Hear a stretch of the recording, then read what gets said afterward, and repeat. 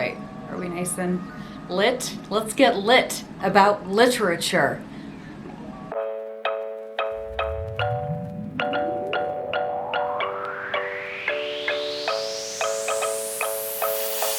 Alright guys, welcome back to my channel. I'm Shannon and this is the Wanderluster, and today also happens to be a very lazy Saturday. I was just sitting down and enjoying my life, enjoying my weekend, drinking out of this gorgeous new Pusheen mug that I have acquired. Thank you, universe. This was on my no-buy-year wish list for months and it made its way into my life. So thank you to the wonderful person who made this freaking mug happen.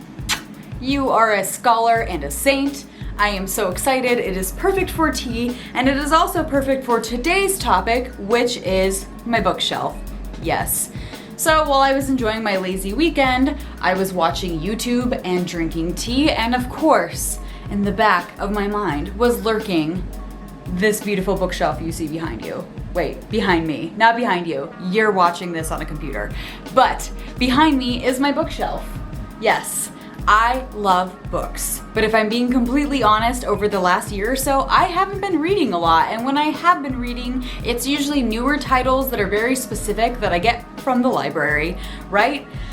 I have a thing though with books. As much as I've let go over the last year, I did the 30-day minimalist challenge where I would get rid of an item every day and growing that giveaway every single day until I hit 30 items in 30 days, which was amazing and a powerful exercise. But even in the minimalist game challenge, which you can see in a video, I will link to it below, even in that wonderful challenge that really got me thinking very, very hard about the clutter and stuff in my life, I did not touch my bookshelf.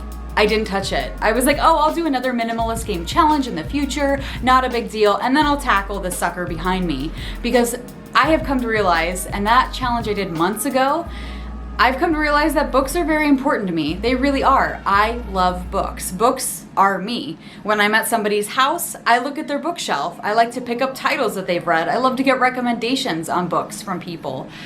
Except, my bookshelf isn't really bringing me much joy right now. Whenever I start at a new place, I don't feel at home until my bookshelf is set up. But as I was looking through my bookshelf today and looking through all of this stuff, as you can see, it's gorgeously color-coded in rainbow order because duh. But I realized so many of these books either A, were from a time now gone, or B, were aspirational pieces that I picked up with the idea that I was going to read these someday and just never really got to it. Yeah. So many of the books on the shelf are very sentimental to me, and maybe for reasons that are no longer serving me. Most of them are books about entrepreneurialism, about social media marketing, running your own business. I'm trying to think of what else. Inspirational books, self-help.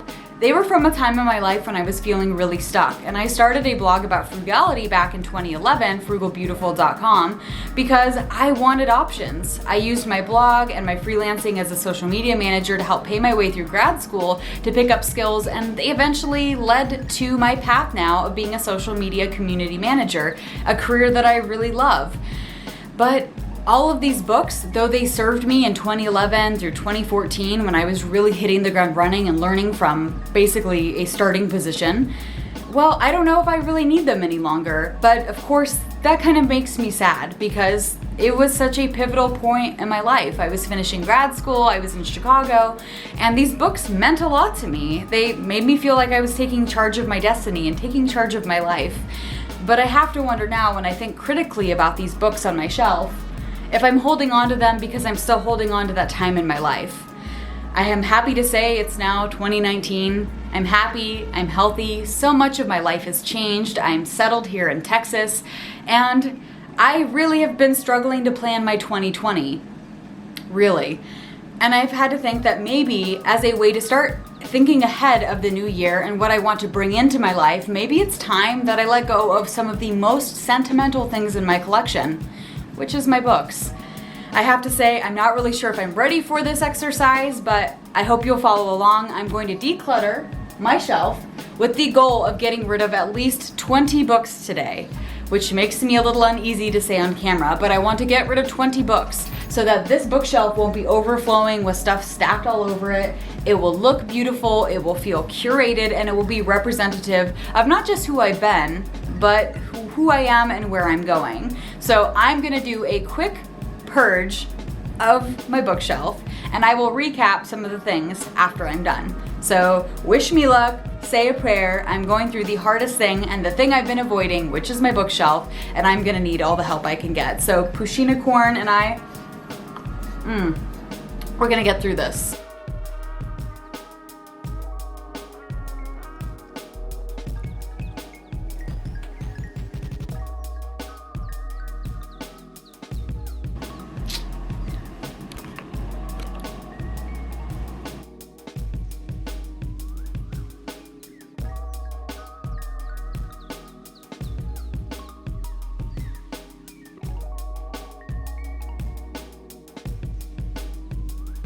All right, so how did I do? This is the haul. Look at this, it's so sexy.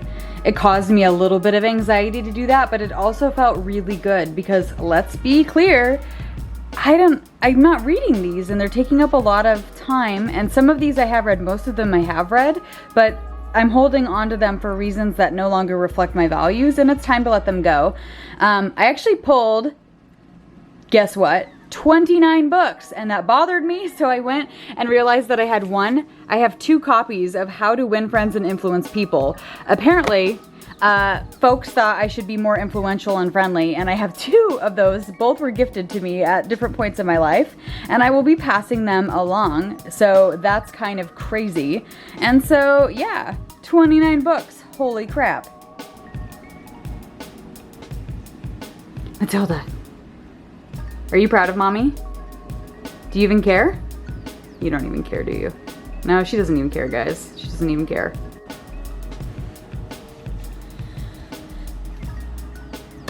So there we have it. I finally decluttered my bookshelf. I couldn't be more excited to let some of these things go.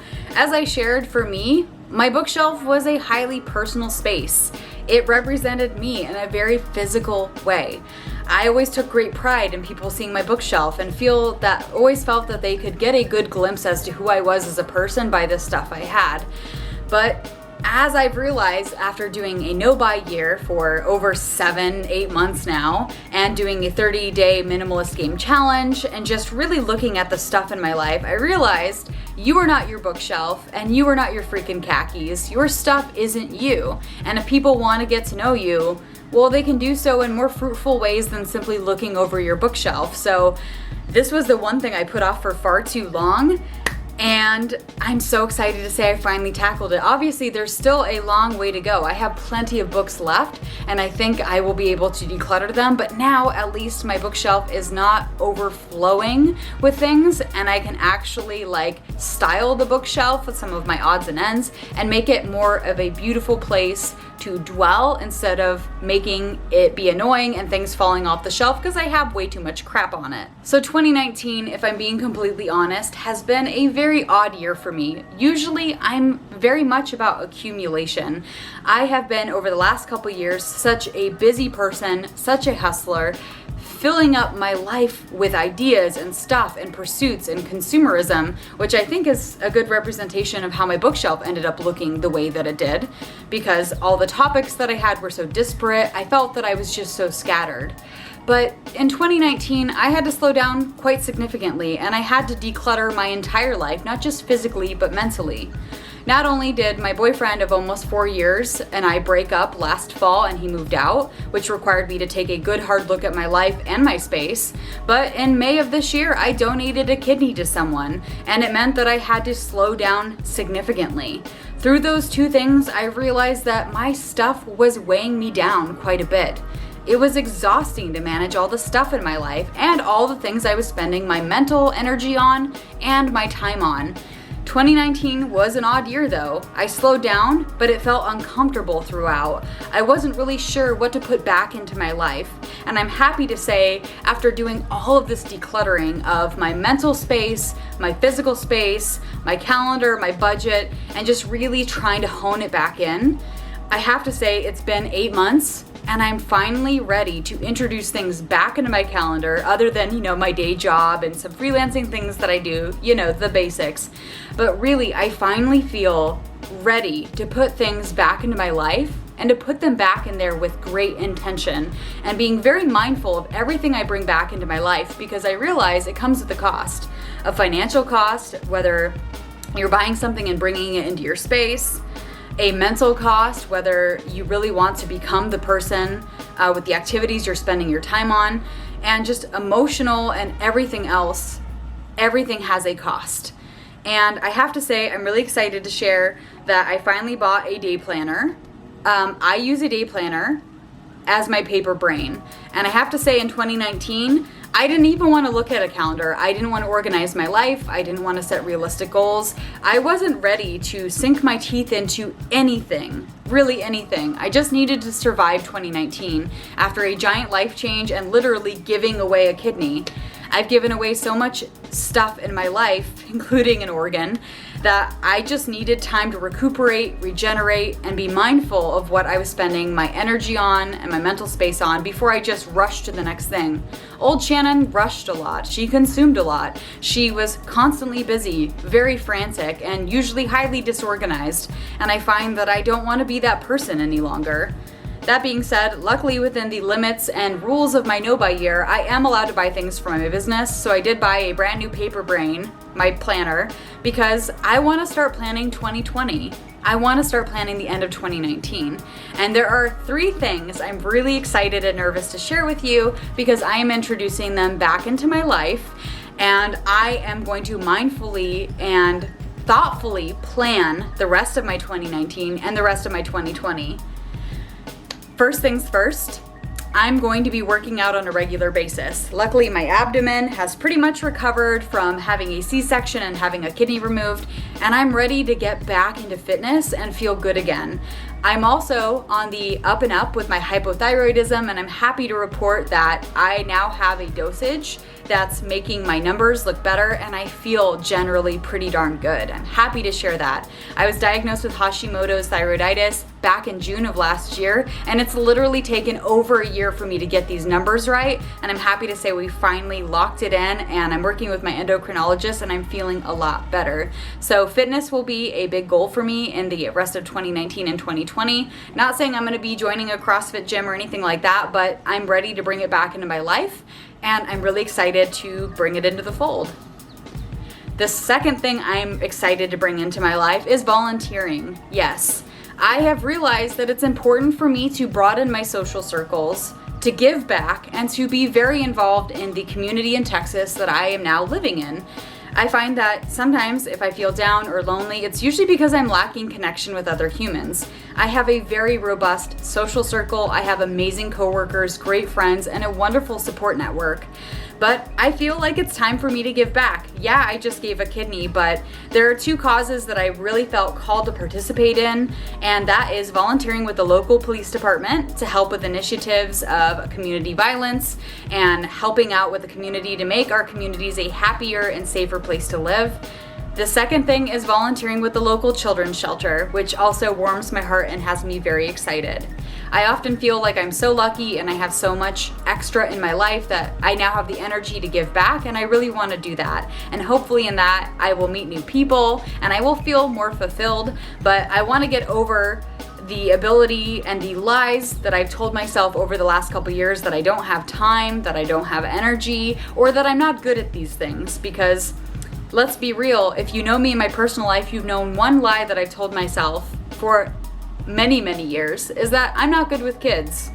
Yeah, I know, I can hear some of my family and friends laughing right now because I've always told myself I'm not a nurturing person, I'm not good with children, I wouldn't know what to do with a kid if someone handed me one, and I want to get over that, and I want to be vulnerable with myself and be around kids. I think for a long time I told myself that I was strong and independent and fierce and being nurturing, because of society's expectations, nurturing was devalued. And I don't think that's the case, and I think it's a lie I want to stop telling myself. I can still be strong and independent and, earn my own income and live my own life, but still have room in my life to be a mothering figure, a big sister, to be nurturing, to be kind, and to challenge some of the notions of what I've told myself in the past. So I'm kind of excited to start that chapter, and I'm going through the process right now as of this recording to get vetted, my background checks and all that, to volunteer with the local police department and also to volunteer with the local children's shelter. So I will keep you posted on how that does. All right, and the last thing is really exciting. I am finally going to Japan. Yes, I'm gonna do it. I haven't booked my ticket yet, but I've decided I'm not going to let fear guide me anymore. And by fear, let me clarify, I wasn't afraid of Japan. But I have wanted to go to Japan since I was 14 years old, and I discovered anime for the first time, and kawaii, and sushi, and zen, and everything. I just love Japanese culture, but over the course of like 2 decades, I've hyped it up in my head that I would not be competent enough to plan an amazing trip, that I couldn't afford to go, that I would, not be sure what to do first, or that I would not be able to knock everything off my list. Like all these like little micro excuses I've told myself. But I have literally been saving $2 a day for the past 2 years, and I have over $2,000 saved for this freaking trip. And wouldn't you know it, my friend Laura, who's in the army, and she's amazing, I love you, Laura, she's stationed in South Korea right now, and she was like, girl, let's go. And I'm like, you're right, let's do it. I have more room in my life now, I have more energy, and I'm letting go of things left and right to make space for the things that I've been putting off for far too long. And coincidentally, after I did this giant book purge, guess what I found? This book, I bought this 3 years ago with the intention of going to Japan. And like I said, I've hyped up the fact that like Japan is like my tippy top of the bucket list. And I'll get to it when I have more money, more time, when I can plan it out like a crazy person. And you know what? I'm gonna read this damn book and I'm gonna book my damn trip. I'm gonna do it because I wanna go and I don't wanna put it off anymore. So that all being said, my new planner is coming. I'm excited and ready to allow things back into my life that aren't like physical things. And I'm ready to start planning for a fresh new year. All right, guys, that wraps it up for me today. I think you've heard me talk long enough. I'm so excited to share with you the fact that number 1, being vulnerable, 2019 was a hard year for me, but also number 2, 2020 is looking bright, and I'm ready to tackle it mindfully and let smart, soul-stirring, happy things back into my life, activities, not necessarily stuff, back into my life. And I'm really excited about volunteering, focusing on my health and wellness, and also traveling to freaking Japan finally, like so ready. Please leave me a comment in the comment section below if you have a spot in your house that you didn't want to tackle but finally did, and let me know how that went for you because I always love hearing from you. Anyway, guys, that'll wrap it for today. Thank you so much. Stay beautiful, stay sparked, and I'll see you next time. Bye, guys.